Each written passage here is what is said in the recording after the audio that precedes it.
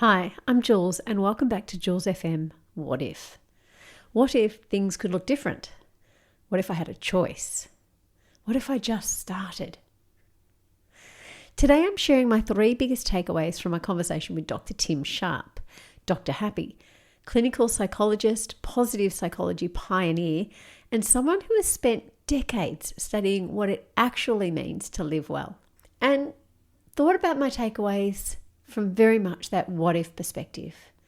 What if happiness isn't something you find, but it's something you choose, which is exactly what Dr. Happy's sentiments were. So my first takeaway was that happiness is not the goal. Thriving is. And Tim was really clear about this, and it kind of made me think about this a lot. We've been sold this idea that happiness is the destination, that's the place we want to get to, that we want to, if we get it to there, that we're feeling happy, then that's it, we're done, job done. And that when we get there, that's it, it's going to be sorted. We've found it, we've got to happiness. And if we're not feeling it, then something's wrong. But positive psychology isn't about feeling good all the time. In fact, it's just not realistic. It's about flourishing. And that includes joy, absolutely, but also meaning, connection, accomplishment, and even discomfort. Because you have to know sadness to know happiness. It's like you have to know dark to know light. He said something that that I've been thinking about a lot, and that is we really need discomfort to grow. So therefore, a life without possibly anxiety or stress isn't actually possible. And if it were, it would create a different kind of stress.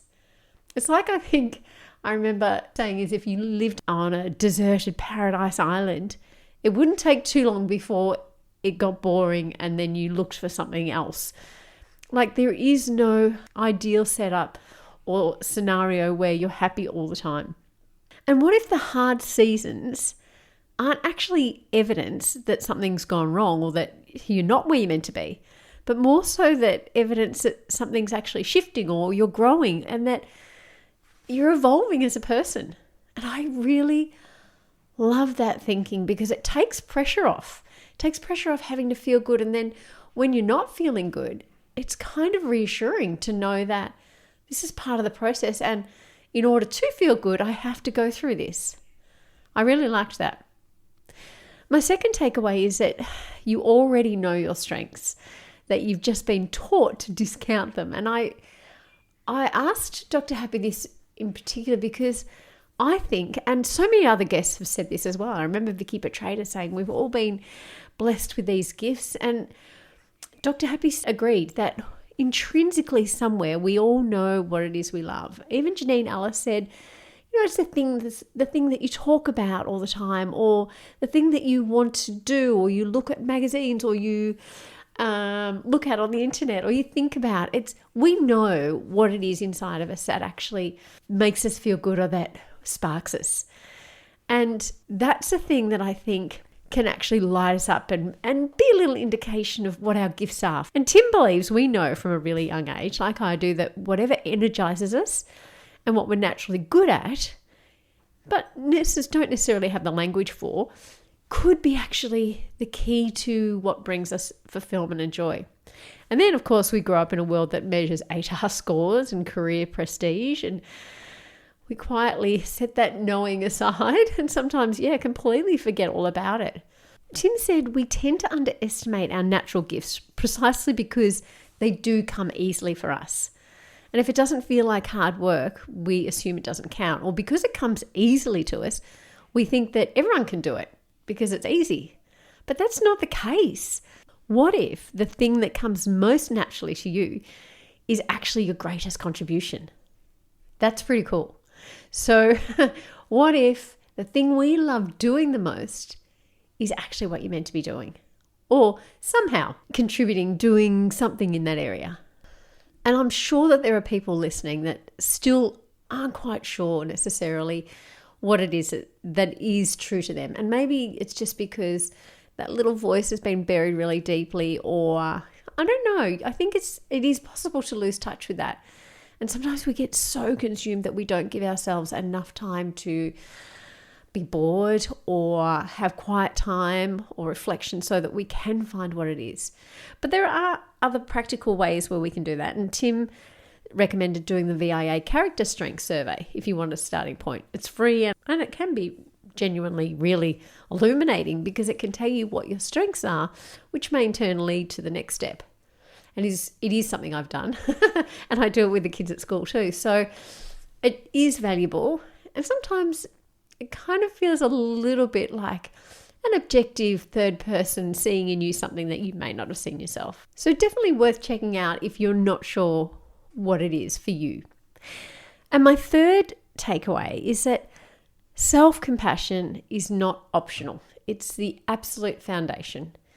And when I asked Dr. Tim about his own habits and how he actually maintains his well-being, he didn't lead with meditation or morning routines, which I thought was really interesting because it's such a good way to go, but it's not the only way. And he led with self-compassion.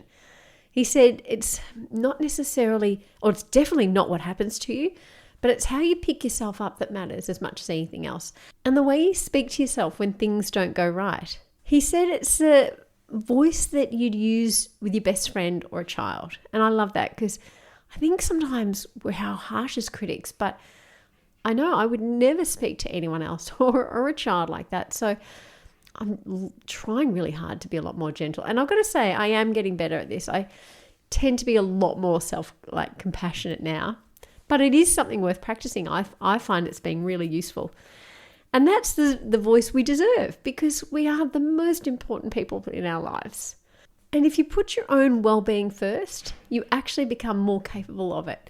It's like practice makes perfect. And that includes self-love because there is no one more important. So what if we stopped waiting to feel worthy of support, of kindness, of the accolades, and just decided that I am ready and I am worthy and I'm going to start doing this today. So that's my message for myself. That last question is one I'm really keeping in the front of my mind right now because it connects to something bigger that I'm building, which I'll be sharing with you very soon. For now though, if this conversation resonated, especially if you're navigating a season that feels heavy or not sure where to go to start, Tim's latest book, Lost and Found, explores nature therapy, which is really worth your time. And he's written so many other books. There is absolutely bound to be at least one that helps you wherever you're at on your journey. So check them out. They're all on Amazon or lots of other bookshops as well. And if you haven't listened to part 1 or 2 of this conversation yet, go back. They're full of practical wisdom on living a more fulfilled life. And Tim is just so reassuring to listen to. I loved it. And he definitely has a lifetime of experience and knowledge in this area. Thank you for joining me. And whatever you're navigating right now, what if? What if it could look different? Until next time.